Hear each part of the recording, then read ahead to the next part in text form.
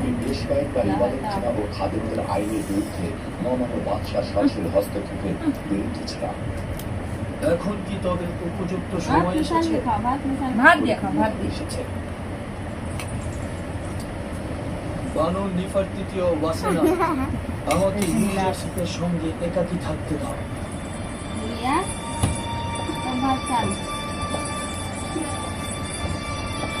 আমন ইবাদতখানা তার জমিজমার বিশাল অংশ যেমন হারিয়ে ফেলেছে, ঠিক তেমনি তাদের ধনভাণ্ডার ফেলেছে। সেটা জানি।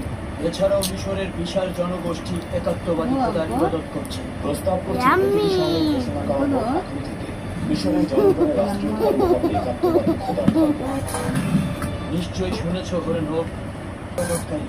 এখন থেকে আমনের ইবাদত করা পাপাচার ও গুনাহ বলে গণ্য করা হবে। যদিও আমনের ইবাদতখানা আমার নিকট যথেষ্ট সম্মানের, তথাপি মহামান্য বাদশার বিশ্বাস ও আকীদাকে আমি প্রাধান্য দেব। তোমার কাছে এটা ভিন্ন আর কিছুই চাই না। যেভাবে মিশরের সীমান্ত দুশ্মন থেকে পবিত্র করেছ, সেভাবে মিশর হবে।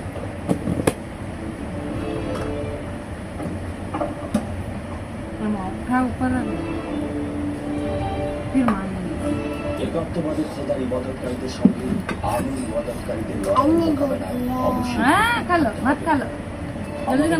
মিশরের সমস্ত লস্কর প্রস্তুত রাখা পদক্ষেপ নিতে হবে।